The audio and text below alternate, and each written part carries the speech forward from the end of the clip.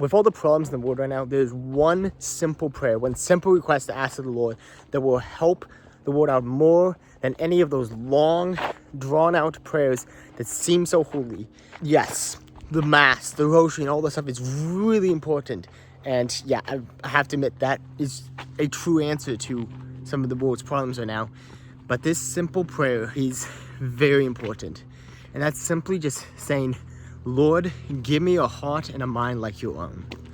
Give me a heart and a mind like your own. If you truly ask it from the heart, not, I want a heart like yours, but only a heart like yours when it comes to helping others or for peace, but truly a heart like yours when it comes to walking in to the temple area and seeing the desecration of the altar, seeing the desecration of everything around us, and then turn the tables. That is a heart like Jesus. I see too many people online who will either let's water down Christianity, let's water it down to be like, well, you know, did God actually say that we shouldn't marry other people of the same sex? Or did God say that we shouldn't switch genders? Did God never said anything about abortion or something like that? Those people don't have a heart like the Lord's.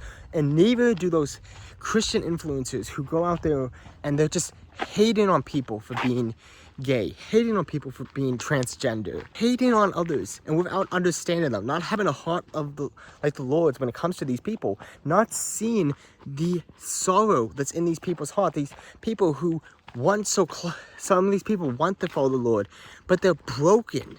There's the brokenness of the world. There are people who constantly are hating on these people, not willing to take the bolt out of their own eye. That is not a heart like the Lord's either. When you pray, give me a heart, a mind like yours, Jesus. You should not be asking for a partial heart of Jesus. You should not be asking for just a piece of the Sacred Heart. You should be asking to take away your stony heart and give a heart that is fully in love, like God is. God is love. He sees everyone as his children. He loves people who have same-sex attraction. He doesn't want them to live a life of that, but he loves them. Loves people who have body dysmorphia. Of course, it breaks his heart to see these people with these problems, not knowing how to love themselves for who they are. But in the end, he loves them. And Christians out there who are constantly tearing them down and not actually willing to sit at table with these people like Jesus did. Jesus ate with sinners. He ate with prostitutes. He ate with tax collectors. The Pharisees hated him for this.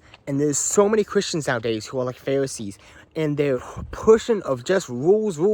This is the, if we just keep telling these people, well, the Bible teaches that you shouldn't have same-sex attraction. Yes, that is true. But in the end, how you reach those people is you find a way to touch them at the heart of the problem. Why do these people struggle with this? You find a lot of times that there's something deeper going on when people have same-sex attractions. Where that's not being able to have a healthy relationship with people of the same sex. Whatever it is, there are reasons why these people struggle with this stuff. And sometimes it is something that's just biologically built into them. And really, I wouldn't know as much about that. I need to do more research to actually come up with reasons for those and talk about that more. But really, when it comes down to it, they're still a child of God and they should still be loved by God. That does not mean that they should not turn away from sin. Again, a heart of Jesus is not a heart that refuses to tell someone, sin no more. That is not the heart of Jesus. Refusing to see the human in the person and just constantly criticizing them, constantly tearing them down. That's not God, nor is allowing them to jump off that cliff. Because remember, Christ said, if you cause a little one to stumble, it would be better if a millstone was tied around your neck and you were cast into the sea. That is what happens if you refuse to when you have the opportunity to, and it's your duty to at that moment. You don't tell these people. You don't call them out of their sin. You better have that millstone ready. That is how bad it is. That is our calling as Christians. That is what we're called to. We do not hate on people because of these. We do not constantly tear them down without actually seeing the human, inviting them to a meal, right? Whether that's an actual meal, whether that's just inviting them to church, which is the meal of meals, one feast of the Lamb. If we don't do something, if we don't call them out, putting that millstone around our neck, if we are refusing to see the boulder in our own eye, and we are just constantly criticizing others, we are also putting that millstone around our own neck.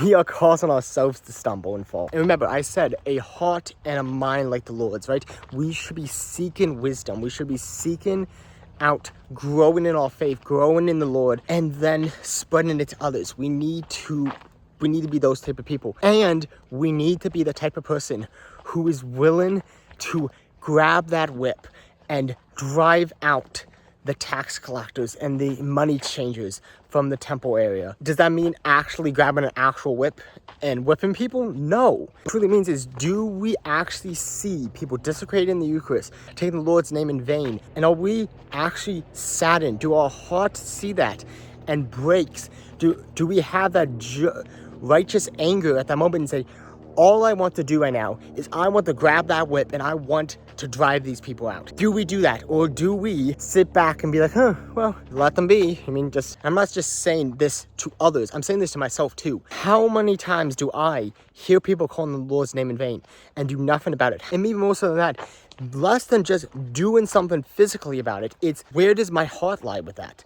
Do I see that stuff and do I actually stop and have that righteous anger? Having righteous anger is not a bad thing.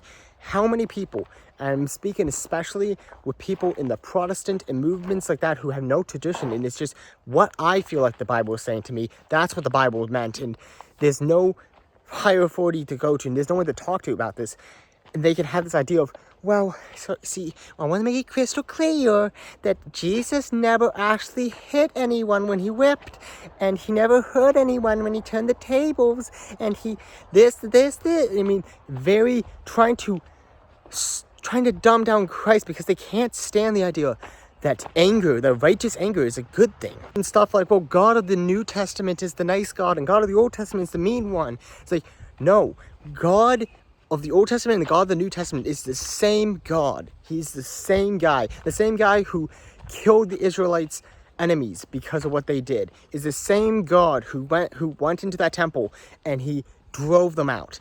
That is the same God. Crystal clear about it. No playing this half and half game. No, I'm not going to be willing to admit when people are sinning. I'm not going to be willing to stand up and actually call out people desecrating the Eucharist, desecrating God's name, or being on the opposite side, not being able to love others, being so stuck in yourself, having that beam so stuck in your eye that you can't even see that people who deal with same-sex attraction, people who have body dysmorphia, are also loved by God and should be loved by you. Just a fact. Loving someone is not hating on them. Loving someone is not constantly criticizing them, constantly tearing them down. That is not loving them. Loving them is being able to tell them you have fallen into sin in a loving way. Telling them God is always willing to take you back.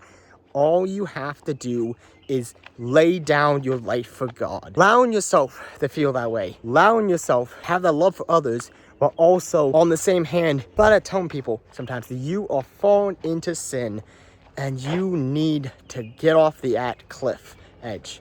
We are called to true love. We are called to true wisdom, truly a mind like the Lord's, truly a heart like the Lord. God is love. We are called to want to be full love to others. And we can't do that on our own. We are human, we are broken, we are selfish people. Naturally, we want to go fully into ourselves and be like, well, I don't struggle with same-sex attraction, so thus no one else has ever truly felt that way. That is the mindset that some people have. Then there's others who like, well, I'm too focused on being loved by others that I'm not willing to tell those people, hey, what you're doing is a sin. That is what you're called to. You're called to call those people out.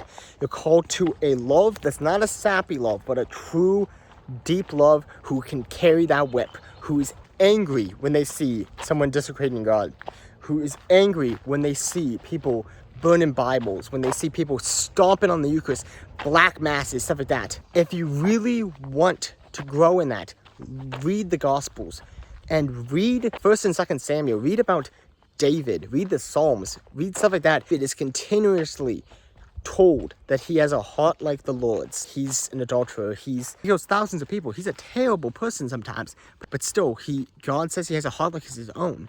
So that doesn't mean that you won't fall into sin, but it means that you are willing to step up, willing to turn back to Christ. Out of all the kings of the Old Testament, the only one who was truly turned back to Christ in his end of his life, was David.